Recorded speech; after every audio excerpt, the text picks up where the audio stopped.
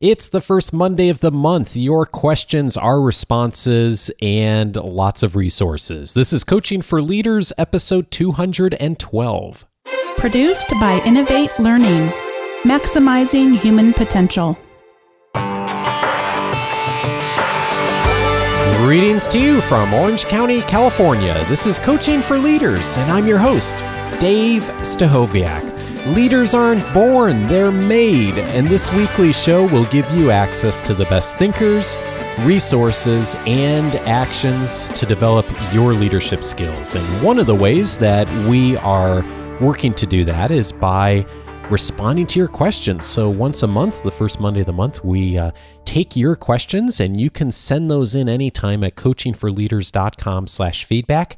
And Bonni often joins me on these episodes. And if you've just started listening recently, Bonni and I happen to know each other pretty well. We've been married for over a decade now, and Bonni brings a great... We also have 2 children. We do also have 2 children, yes, and we live in a home, and probably don't need to go into a lot more detail than that, but also you have a great background in leadership, both on the academic side and on the business side, and you are the host and producer of Teaching in Higher Ed, and Bonni has a great passion for helping university faculty to become better teachers. And I mention that because your show was recently featured in the premier industry publication for higher education, the Chronicle of Higher Education, and you've had a lot of people reach out to you, and it's really, it was probably the best article I've ever seen written about a podcast. I mean, it was really well written. I've seen lots of articles on podcasts, and he just did such a great job with it. So we'll put a link into the show notes, but I thought that was really exciting. Yeah. Thanks for sharing about it. It was really an honor to have him write. He's such a gifted writer, and it was really cool. Yeah. Even if he had just sent it to me, it would have meant a lot to me, but it was also cool to get connected with so many more people who are passionate about teaching. And it's interesting because we have a number of people in the Coaching for Leaders audience who listen to your show, even though they're not in higher education, but they do something related to their jobs where they do have a teaching component to it, and they found the show helpful, or they just like listening to you, which happens too. Please help them. Yeah, but I mention it because I know many people that are in this community also either know people or they interact with university faculty. So if you know someone who's a faculty member at a university or a friend or family member, that's a great resource for them. So definitely check it out. Teaching in Higher Ed. You can get it on iTunes or all the podcast app or wherever you're listening to this show on. And speaking of this show, I think we should dive into the questions, right, Bonni? Sounds great. We have a bunch this month. We're going to see if we can get to as many as possible. So let's tackle the question from Jane first. And Jane writes in and says, as a new migrator from China who's continuing their career specifically in the IT area in a Western country, I wonder whether you can provide some advice as to the major barriers for us migrators to moving up to a manager position. If you could provide some insights from the employer's point of view, that would be super helpful. Bonni, I'm going to let you start on this one. I want to have a caveat in the very beginning here, which is that I'm going to be talking about a researcher's work and some of the findings that he had, but keep in mind that all of his research is relative. So he looked at originally 40 different countries and then moved on to 50 different countries in his follow-up studies at some cultural differences, but the findings are just how one country is relatively different from another country. And whenever we look at research like this, we always need to realize that we are all unique as people. So I'm going to share some of the findings, and it might be helpful to you, but if, Jane, it doesn't resonate, then recognize you might need to look elsewhere, because I certainly don't like to overgeneralize. Hofstede is who I'm referring to. That's Hofstede. Geert is the first name. It might be Hofstede. And he looked at the effects of a country's culture on the values of the people that lived in that country. And again, as I mentioned, started with 40 countries in his first study and went on to look at 50 in the latter research. And there he found 6 distinct variables that will be different among countries. You may have heard of one of the big differences between a place like China and a place like America is around individualism. in America, much more embracing the values of wanting to be more individualized as people. And although it's kind of funny to me as someone who teaches a lot of young people, they want to be so individual and unique, but then somehow that pursuit has them wound up wearing the same jeans and carrying the same purses as women, etc. That's probably a whole nother line of research. Yes. And in many of our Asian countries, for example, individualism is much lower and not something that is valued as highly. What may come up for you, and you may recognize these cultural differences, is another area he looked at called power distance. And that is, how formal are we about the person who's in charge? And I know when I was working with companies from the Asia Pacific region, I had to be cautious in some places that I can't just walk into a room if we're having a luncheon or a meeting of some kind and just sit down wherever looks comfortable. There's a proper order with which people sit, and it goes from the least powerful toward the center of the table, all the way up to the most powerful person's going to be sitting on the heads of the table. On that, am I using the right word? Head of the table? Yes, so what it's called? Yeah.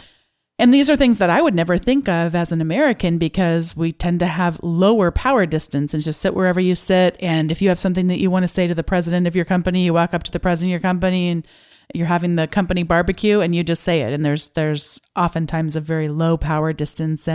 But I hesitate even to say some of these things to you, Jane, because it totally depends on your company too.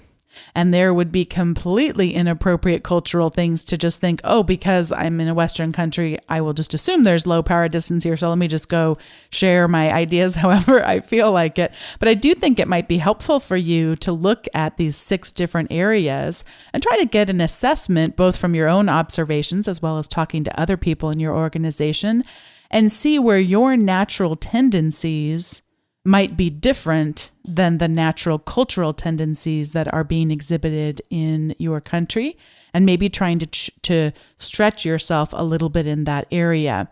I know for myself, it can be really powerful when we can adapt our leadership style based on the culture where we are. And while I tend to be someone who is less formal, I worked for a time at a large university, the second largest employer in the area where we live, in the county where we live, and I had to really tone that down. I had to be a little bit more formal. I had to actually speak slower and actually slow myself down, because I tend to be pretty driven. I like to move quickly. I like to have steps taken pretty quick toward a goal. And that wasn't something that was valued in that culture. And it was stressful for me. I won't tell you it wasn't, but ultimately I knew if I wanted to get to a goal, I was actually going to thwart my progress if I tried to rush too fast to it. It's so funny you mentioned this, because when I saw this question, I didn't know what you were going to say. Power distance and individualism were the 2 things that came into my mind too. I couldn't remember the name of the researcher. And I don't have much to add other than to say it, like, to reinforce that this is different in every organization, even though the broad brushstrokes are certainly true for companies and cultures. So take a look at the Hofstede's model and see if where that fits in for you, Jane, and see what you can do to adapt. And I guess the one thing I'd add is I think there's probably the tendency coming from an Eastern culture in, again, broad brushstrokes here, coming into a Western company, to assume more that people are just going to kind of take care of you and maybe not to speak up as much, and that the company is going to take care of you in your career. And I think that there's much more a sense in Western cultures, and particularly here in the States, of you needing to advocate more for yourself too, while taking care of the company and doing a good job as an organization. So I think that's the kind of thing that, at least here in America, people expect in most organizations, that if you want to move up, that you're advocating for yourself to do that in the appropriate ways within your organization. So hope that's helpful for you, Jane, and let us know what you do with it. So the next question here is from Michael. I'm going to let Bonni read this one. I'm an avid listener and enjoy the show. I'm a VP, Sales Director of Client Services, managing a remote team of 11. We have a weekly 30-minute team meeting for which we do set an agenda and we stick to it. However, I feel that most of this information can probably be communicated via email. I speak to each person at least once a day, and I schedule one-on-one meetings once per month, and wonder what your thoughts are on weekly team meetings that are not project related. Is there any benefit to having them, or will canceling them have a negative impact? Well, thanks for the question, Michael. I ended up talking to Michael over email a bit, Bonnie, back and forth, and he's already tried a few new things, so I'll share what we had discussed.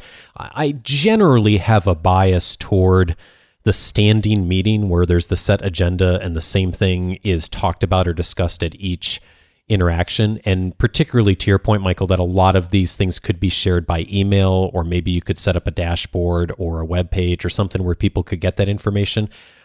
If you are going to have the meeting, of being able to use that time well. So if you're getting the sense that it's not a good use of time, my sense is probably there's other people who are part of that meeting that might not feel like that's a great use of time either, or may want the time to be used differently.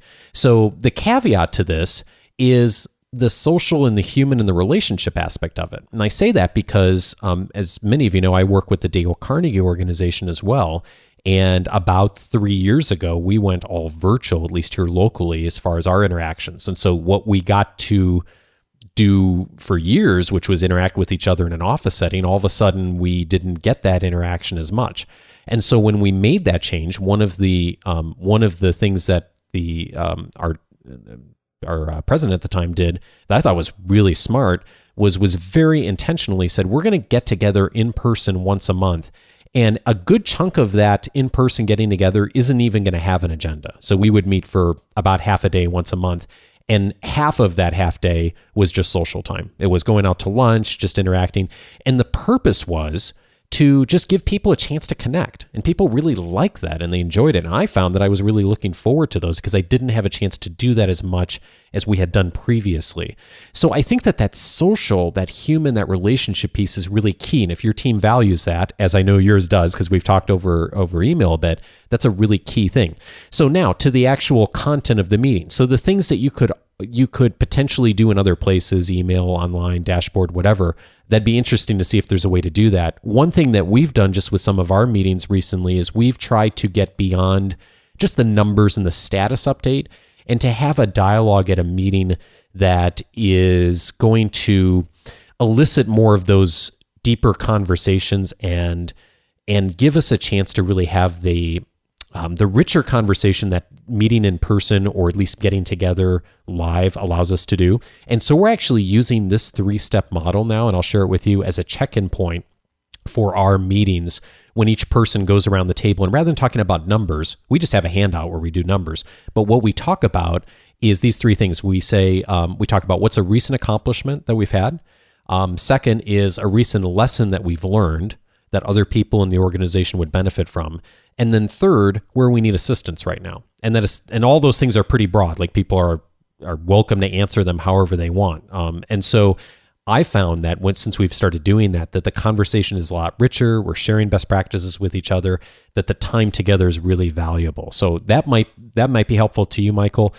For those who are looking for a little more detail on that, I actually aired a Carnegie Coach podcast on that not too long ago. And so you can go to carnegiecoach.com/173, and there's about a 10-minute overview of how to put that agenda together for a meeting. Bonnie, anything you'd like to add to that? The only thing I would add is to concur that get all the information out you can in terms of your data and your metrics in advance, and do problem solving in that meeting.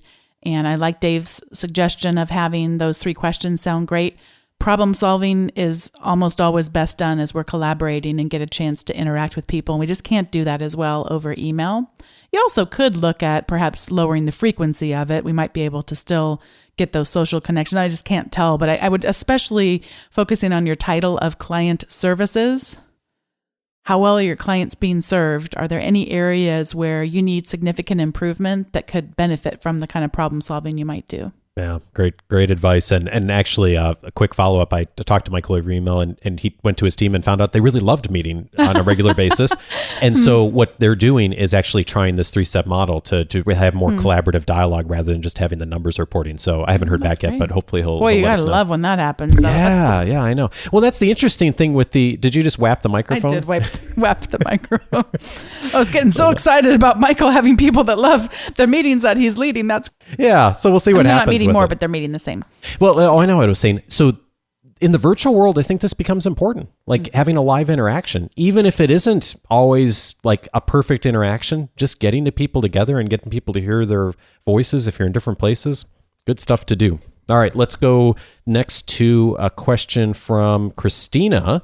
Christina wrote in and says, my division of my company was just merged with another company, a company that has a rather different business model and philosophy than the one I've been with. I'm wondering if you have any suggestions on how to handle the various potential challenges that come along with mergers.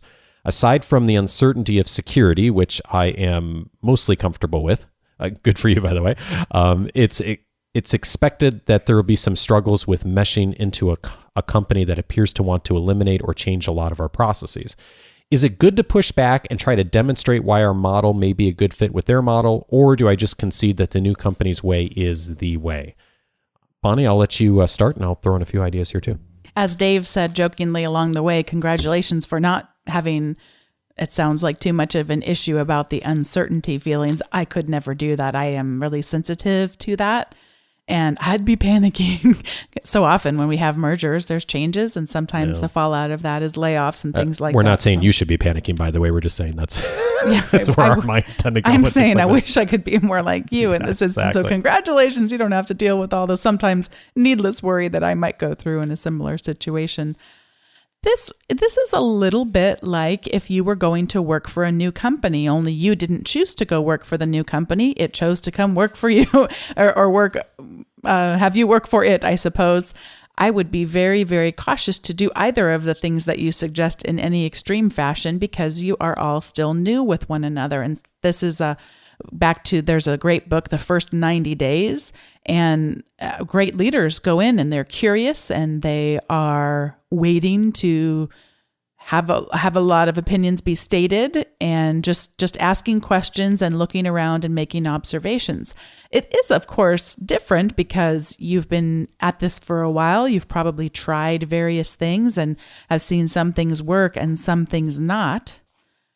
However, when a merger like this happens, there's lots of different ways mergers can take shape. It sounds like in this particular case, at least from your perception, it is a merger with which they decided to truly merge and take their best practices and have them start to have an impact there.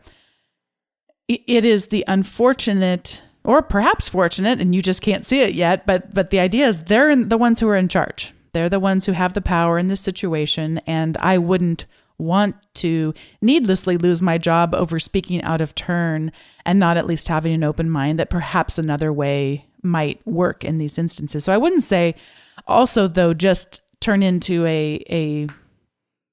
as my mom has used this expression from the Midwest, a pansy, but don't only yes, sir, no, sir, yes, ma'am, no, ma'am. There also can be asking questions. Would it be helpful for you to hear a little bit of the background of what we've done here, or is this not a good time to do that?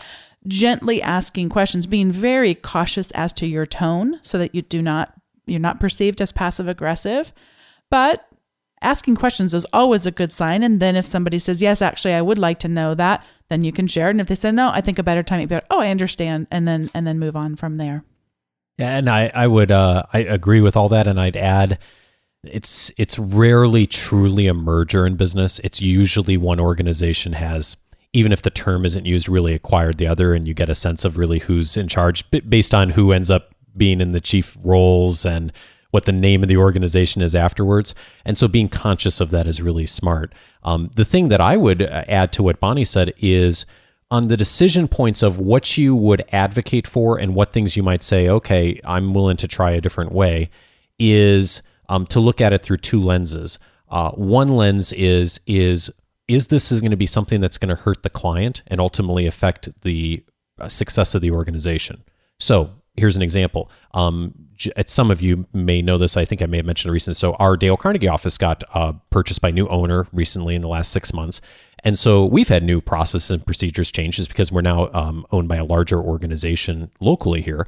And so there have been a couple of things that the new owners decided to do differently, well-meaning, well-intended, but if were executed the way they were suggesting, were going to cause some issues with clients we were serving.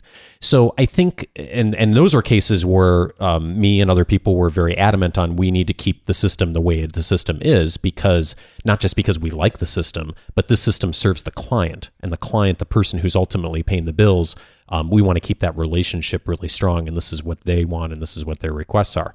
Those situations are pretty few and far between. On more things, we've been real flexible on and say, okay, well, this is a new situation. Here's an opportunity for us to maybe think about how we might do this differently. And we've had a lot of opportunities to do that. And almost all of them have been really positive on how to rethink something.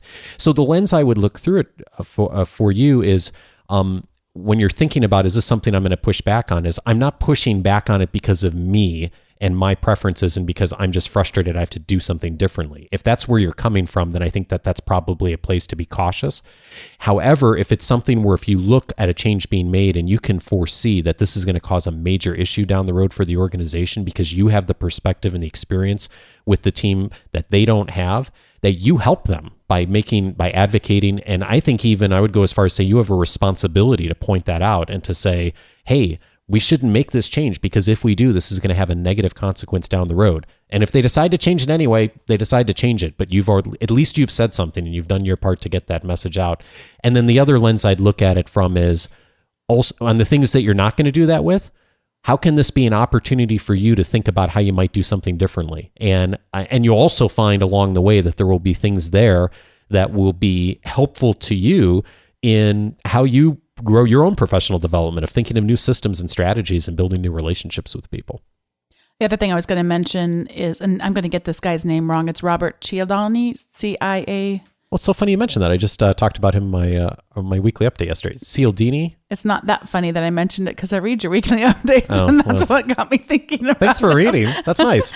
I used to be able to pronounce his name, and somewhere along the line... Cialdini, I think. Yeah. Cialdini, something like that. So he wrote an amazing book and has done incredible research on influence. And he has actually changed the title of his book slightly along the way, and Dave will have it, he'll look it up and get the correct title in the show notes. It is, I know for you, Dave, it was the best book that you read in your undergrad.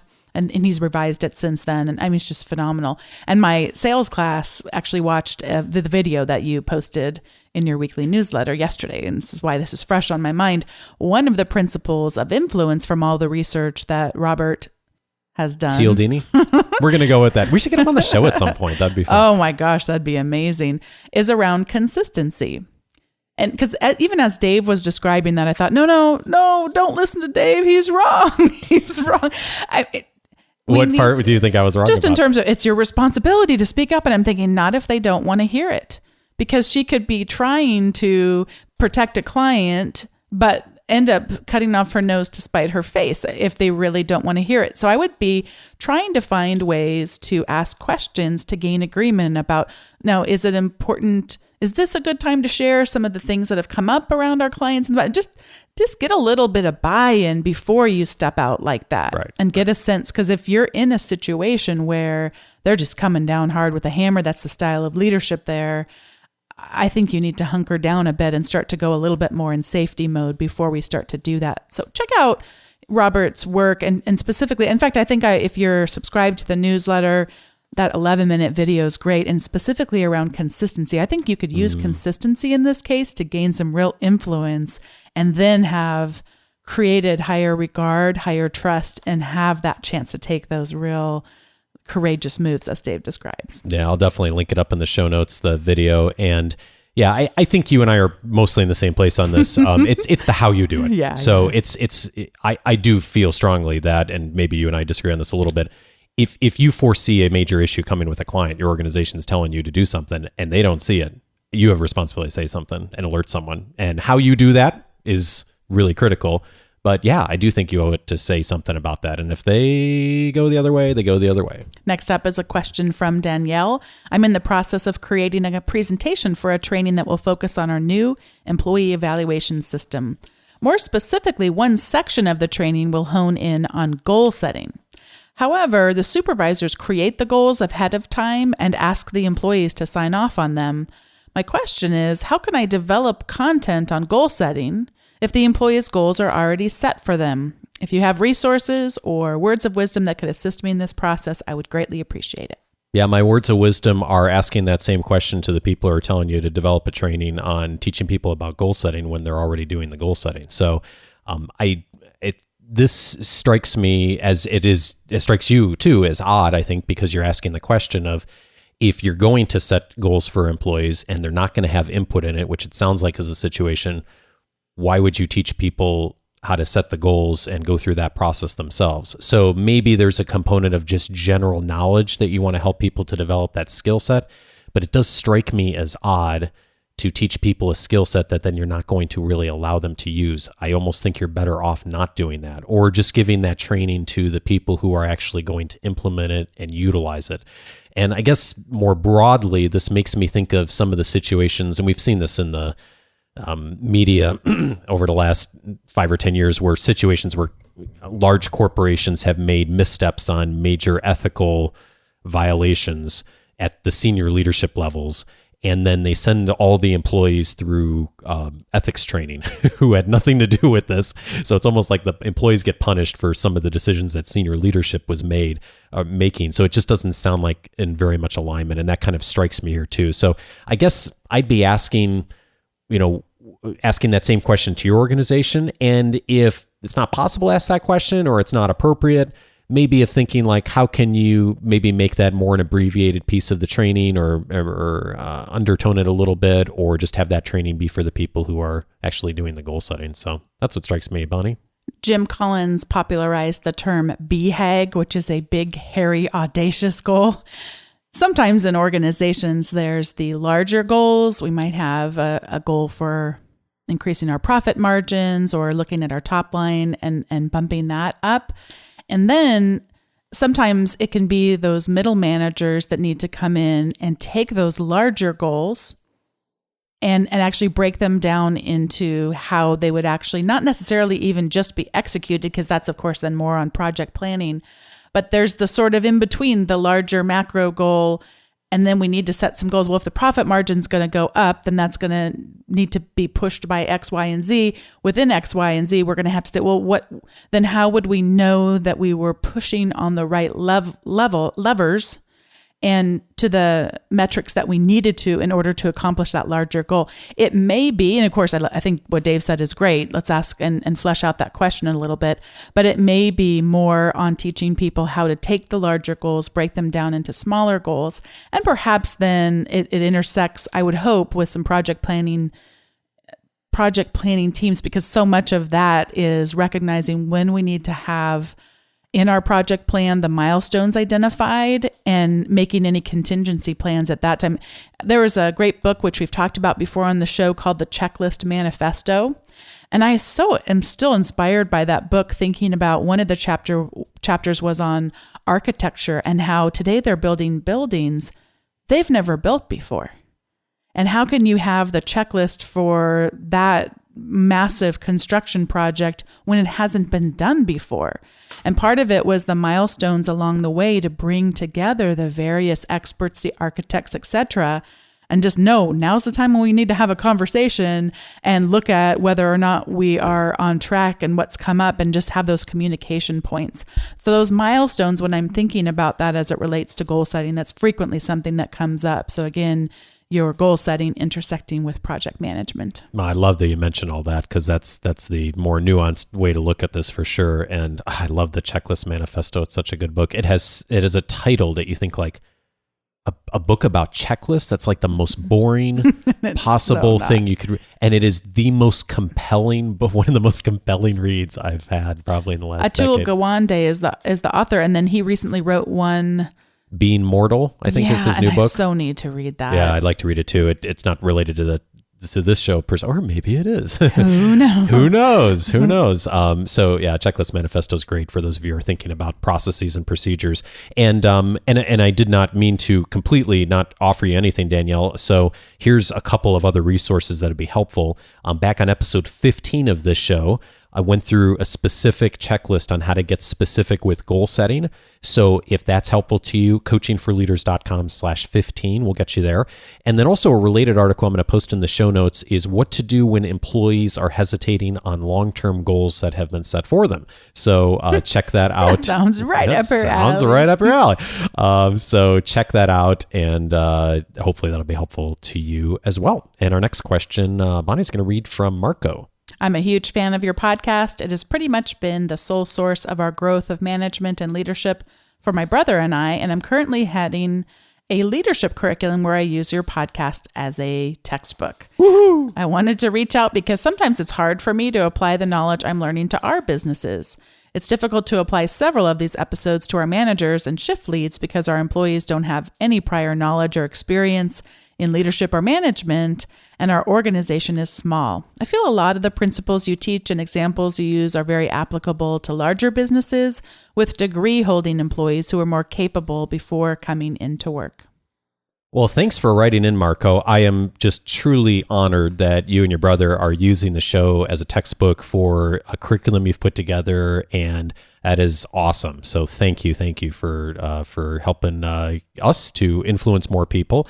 And it's so many different ways I could go with this question. And I guess the thing I would say first is that I love the fact that there's such a diverse audience that listens to the show. Just case in point, I recently talked to someone who's an administrative assistant in an organization and listens to every episode of the show and utilizes it to start conversations with the people who are managing her and passes along specific episodes as resources. And I just think that that's fabulous. The show isn't necessarily aimed to her, and yet she's utilizing and gaining so much from it for herself and her organization and just her own personal development. So I think that's fabulous. And I love that people are out there doing things like that. That said, when we surveyed the audience of the show about a year and a half ago now, one of the things we found is that people are listening. The vast majority are managers in their organizations, and most of them are running small and medium-sized businesses. So there certainly are many people who listen to this show who are at the larger organizations, the Fortune 500 companies, but the audience of the show, who the show's targeted to, is actually people just like you, Marco, and that's probably one of the reasons you're listening. And I say that because the audience is not necessarily always your employees. And the reason I say that is because there are many episodes that are aired on this show that I think would be applicable, if not directly, would certainly be valuable to a broader audience, but not every episode. So for example, last week I had on Jeremy Kubicek, who talked about the 5 gears and just different ways to handle your productivity and communication throughout the day. That's the kind of topic I think is really valuable for just about anybody, of thinking through, how do I manage my interactions, think about the 5 different ways to do that. I think that's the kind of thing that's really appealing to a broad audience. The episode right before that, where Sharon Bar David was on, and we talked about incivility in the workplace and trusting your canary and the things that she mentioned. While I think that that's certainly a topic that's important, I think that conversation is directed much more to a manager and a leader in an organization to think about how your organization is handling that or not handling that. I don't think that's the kind of episode that if someone just randomly picked up as an employee in an organization would be able to do as much with, although I do think every individual can do something with that, but that episode's much more directed toward a leader. So to you and your brother specifically, I would pick and choose what you present to your employees, and that's in alignment not only with your curriculum, but what broader goals you're trying to achieve. And so rather than having people say, for example, listen to every episode, I would pick the 10 or 15 or what, I don't know how much time or resources you have to do what you're doing, but I would be real choosy about lining up the episodes with what you're trying to achieve broadly within your organization. And I think that if you do that, you're going to get a lot more bang for your buck as using it in a curriculum than you would be of just broadly having people listen. I'm really curious what you think too, Bonnie, on that though. Well, I've been nudging Dave, and you get so many great ideas for guests, and you also come up with ideas yourself for guests. But there's a guy who was on my podcast who I hope will be on Coaching for Leaders soon, John Malasik. I apologize, John. You taught me how to pronounce your name, and now it's gone. He's on my just list. Like Robert Chiadaldi, however you say it. Oh, today's not my day. We need phonetic spellings of these people's last names. At any rate, he has written an article, which Dave, you should link to in the show notes, for the New Republic, and it looks at the common Venn diagram about find what you love to do and find what you're good at and find a need in the world. And I'm missing one. Find something you can be well compensated for. Yeah. And he really breaks it down. And I don't want to spoil all the richness that he'll bring into the conversation when you do eventually have him on. But part of when I was reading your question, there really is a sense of our own privilege when we're able to step back and reflect on our work, and that sometimes his argument is just we need to find dignity in work itself. We're having work done in our backyard right now, and it's a very strange thing for me to have 8 or so people who are back there doing manual labor, and our kids are so fascinated by it that they just sit at the window and stare at them. And they've been very nice. I mean, nice connections with them. I couldn't ask for nicer people to be working in our backyard. But it is this, I'm thinking so much about it today, just what it's like for someone who has a blue collar job and that's what they do all day versus what Dave and my jobs are like. So I couldn't tell from your I realize that this doesn't have quite as much to do with one's education, but of course that would often be correlated with lower level employees, lower on the pay scale, et cetera.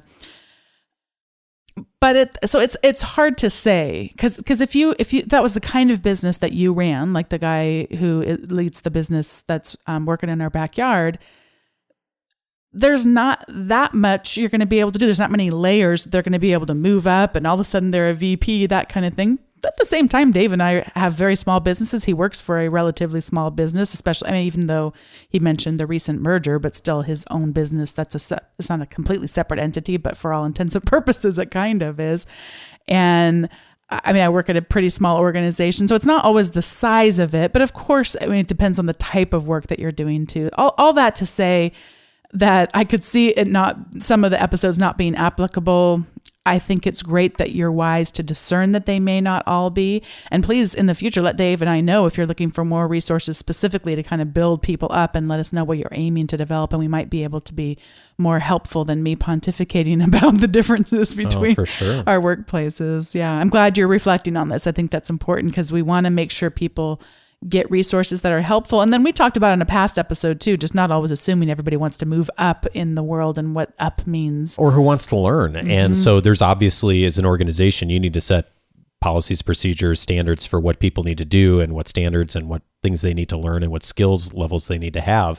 And some people are going to be perfectly happy doing the minimum of that and, checking the boxes. And some people really are going to want to learn and to grow beyond that. And I don't think that's caused or maybe sometimes even correlated with them having a college degree. In fact, here's an example. So you all have heard on this show me calling for applications for the Coaching for Leaders Mastermind, which is I'm in the process of interviewing people on right now. There's nowhere in that application where I asked what someone's degree level is, and I have no idea what people's levels are unless they told me. And I don't think that is correlated to anyone's success in that group. What I'm interested in is who has the right attitude, the experience, what situations are people dealing with, how do they show up in those interviews and in the conversations, because I've worked with people who are tremendously well educated but aren't really willing to learn. And I know people who've never had a chance to get any formal education and are some of the best leaders I know. So I wouldn't let that piece stop you of just because people may not have the degree or the formal education. Both Bonni and I are huge believers in learning whether or not the formal education piece is there. One other quick tool, as I just reread your message again, that may be of use to you in a scenario like this, it's both a training tool, but it also links right up to the work that you're in the middle of doing right now, are Susan Gerke's Go Team materials. Susan Gerke's been on the show before, and I have seen her materials. They're just very simple. Order some workbooks for each person, and then there's a guidebook for the person facilitating.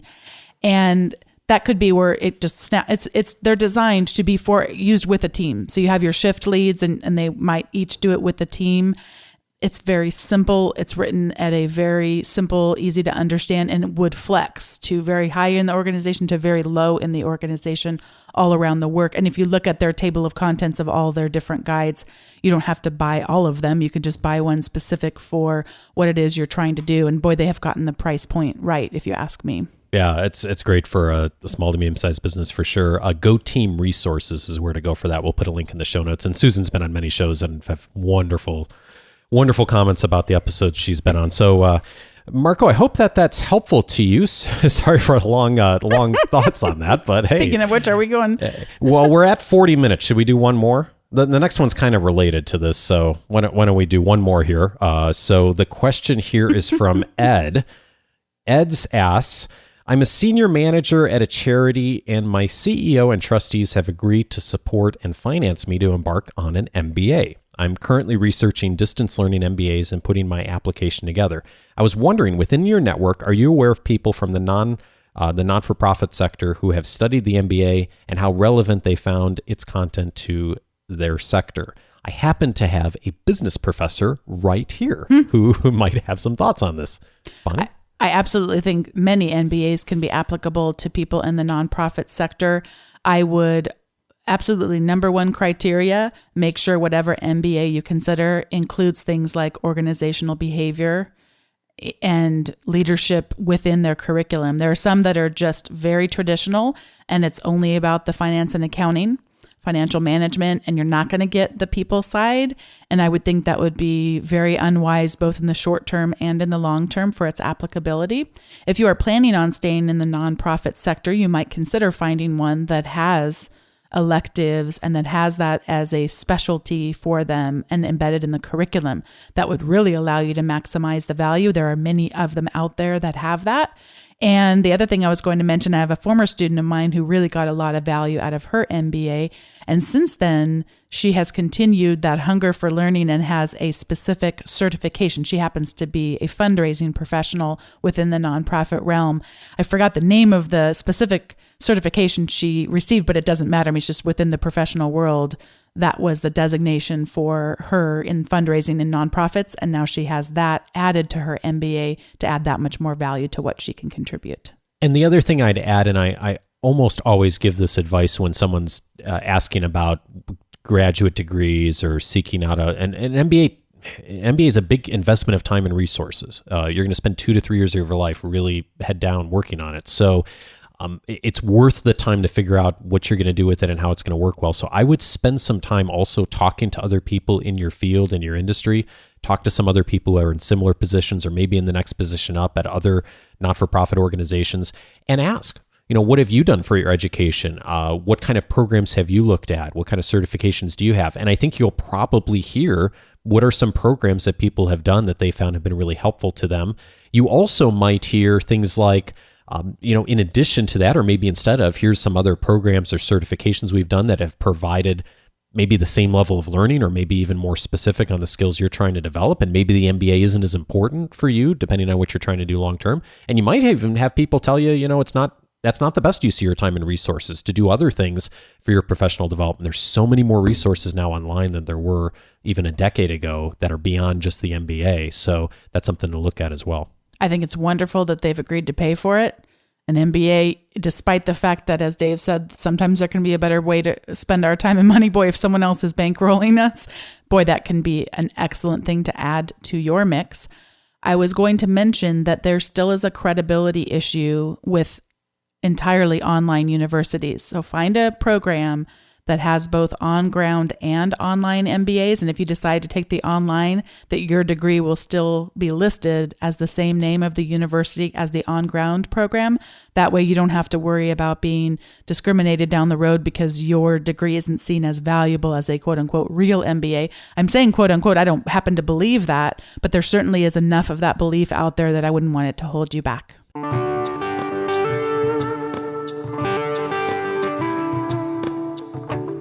Thanks again to Bonni. And if you have a addition to our list, go to coachingforleaders.com/212. That is where you'll find the notes for this episode as well. The next Q&A show is coming up with episode number 216, first Monday in November. So be watching for that. And if you have a comment, question, or feedback for that show, go to coachingforleaders.com/feedback. That is the very best way to get that question to us and for us to consider it for that show, and send it in advance if you can, because we try to address them as they come in. And so the ones that come in last minute, sometimes we have to push for the next month. So get those questions in early if you have one already. And if you're not already subscribed to the show, it airs every Monday. Wherever you're listening to this, feel free to subscribe on that app or in iTunes or Stitcher, whatever is easiest for you. And finally, a reminder, if you're not already getting it, subscribe to the weekly leadership guide.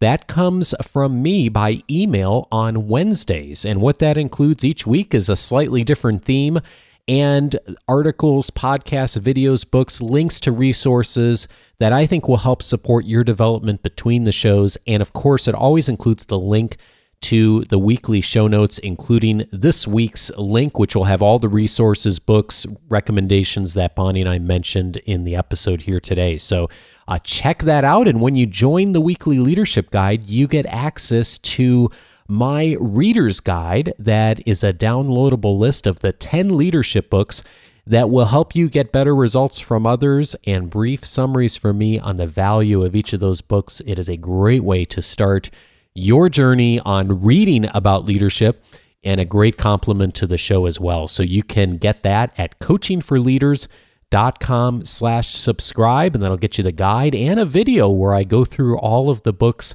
on that list. And thanks in advance if you do decide to check that out. I know it will be helpful to support your development between the shows. And speaking of thanks, thank you to Michael Abee here in the States. Michael, it was great talking to you very recently. Thank you so much for the very kind review you left on iTunes about the show. And also, shout out to Tiago down in Brazil. I hope I'm saying your name right, Tiago. Thanks so much. I saw the review you left on the Brazilian iTunes store as well. I so appreciate that. Hey, if you've been listening to the show for a while and you feel like you can leave a rating or review about the show, I always welcome your feedback, and it helps more people to find the show and discover it. And if you use iTunes, just go to coachingforleaders.com/iTunes. That's a great way to leave a review there. Or if you use Stitcher, coachingforleaders.com/Stitcher. And thanks in advance to all of you who will do that in the future, and especially thanks to all of you who have done that in the past. Have a great week, and I look forward to talking with you again in a week. Take care.